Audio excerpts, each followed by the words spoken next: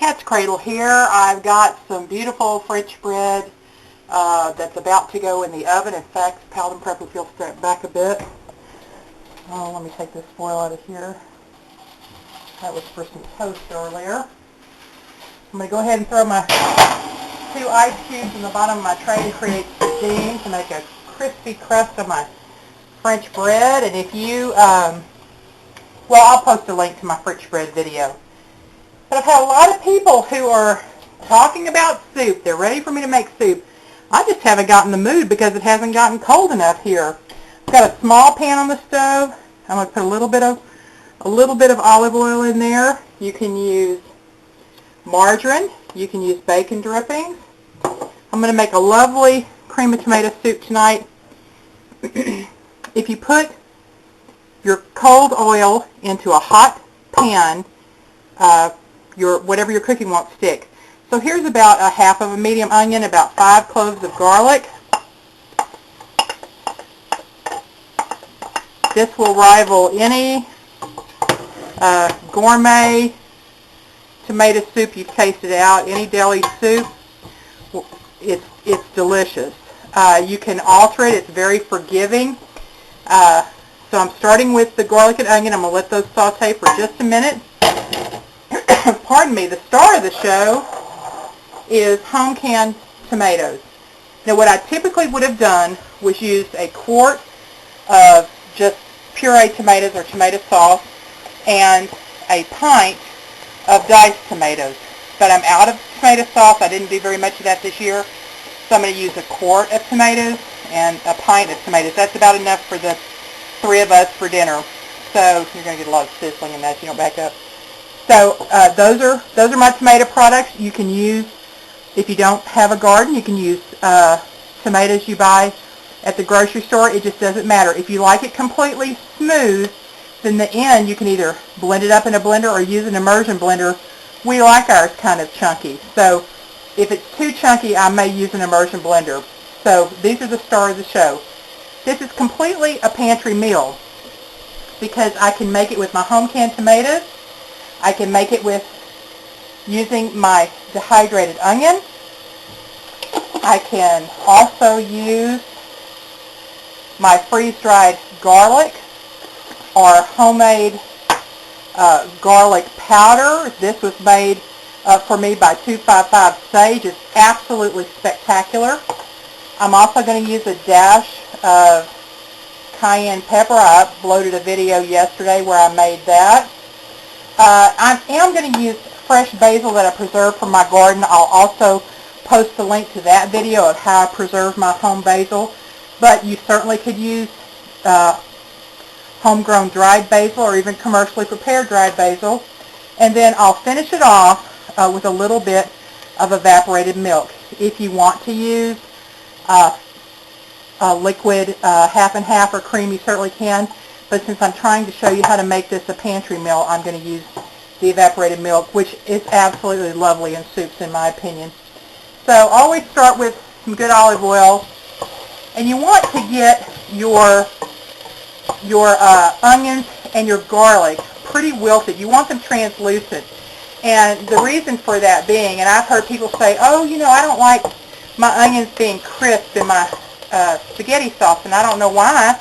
I cooked my spaghetti sauce for hours and my onions were still crunchy. Well, onions don't like to wilt and get soft after they've been exposed to acid. So you'll want to get your onions especially soft before you add the tomatoes because they just won't ever get soft if you don't do that, or it takes an incredibly long time. So when these get translucent, I'm going to add the tomatoes, and I'll bring you back when I put those in. I stepped away for a minute and I almost let the onions and garlic go too far. So here we go. In go the tomatoes.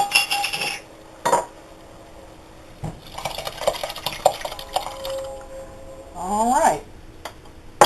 And what I do at this point is I'm going to add just a little bit of salt and just a little bit of pepper.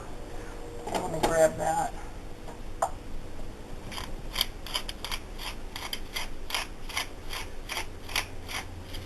There's some black pepper, and I'm going to use just a little shake of my cayenne pepper. Pardon me, I'm going to reach across you to get the salt. Here we go. A little salt in here. I did can my tomatoes with a little salt. There's one ingredient I forgot to show you. I have put it in a bowl here. I won't use nearly this much, but this is some brown sugar. Homegrown tomatoes, one of the reasons they're so much more delicious than store-bought is because they're higher in acid. And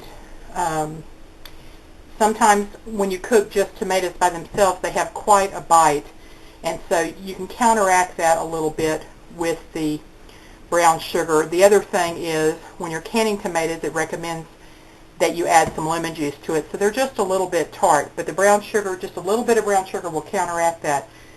So I'm going to let this simmer for just a few minutes, and I'll come back and show you what I do to finish it off. Alright, this is a little chunkier than I would like now that it's cooked down just a little bit, probably about 10 or 15 minutes. This is an immersion blender. Let's stick it in my pot and just hit it with that. I want to leave some of the chunks because I like it like that. So here we go. Let's break it up just a little bit. That's good enough for me. Okay. Of course, I'll rinse that off in the sink in a minute. But for now, I'll stick it in my jar. Okay, so here we go. I start with about a tablespoon of brown sugar. I did taste it. It's very acidic. So put that in. Now at this point, I'm going to turn it way down because I'm going to add my dairy product, my milk, and I don't want it to boil after this point. Now, if it boils, it's okay. The milk will separate out a little bit, and it'll look a little bit like curds. It won't be hard, but it'll look like that, so it won't be real pleasant to look at, but it won't hurt the taste at all. So here we go. I'm going to add, I probably add about a half a cup of canned milk. Stir that in gently. If it's not quite creamy enough, I add a little more. Just want to be sure it doesn't boil. And add just a little bit more. I'm probably up to half a can now. And then my secret ingredient, this bag's been around a while. This is my homegrown basil that I froze. I actually grind it up in the blender and then freeze it. I'll post the link. I think I'm going to use both of these. Got two little pieces. I'm going to just get rid of them. Yeah. There it is. And I'll post a link of how I make that. It's absolutely the best way I know to preserve herbs like basil or parsley or anything like that you're going to use in a cooked product.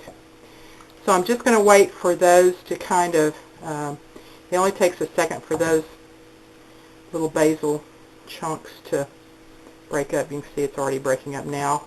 But I'm going to go ahead and taste it for acidity and to see if there's enough milk in it.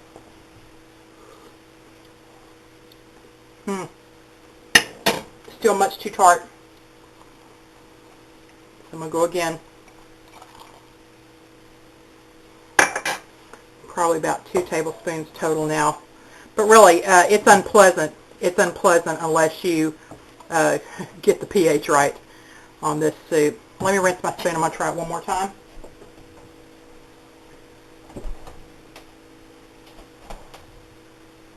You don't want to overdo it because you sure don't want a sweet soup. I think that's just about perfect. All I'm waiting now is for the basil to melt and for Prepare to show her face. She went to the back of the house for a few minutes, and as soon as she surfaces, I'll have her do a taste test. The bread is out of the oven. I'll slice her up a little piece of that, and we'll see what she thinks of it. Really, this is the easiest soup. I hope you can use the concept and adapt it however you like. If you don't like that much garlic, don't put that much garlic. If you don't like pieces of onion in your soup, then use onion powder. but I will tell you, if you try it this way, I think you will like it. It's absolutely delicious. Okay, we'll be back as soon as we can find pepper.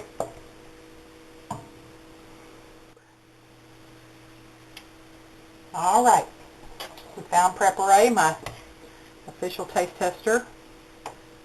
Let's see how beautiful this looks. Wow. I'm telling you, that is good soup. And we're going to let her taste right here. You can dip your spoon in. The table, we've got a bunch of projects going, so the table's a little crowded tonight. Best tomato soup ever. Love it.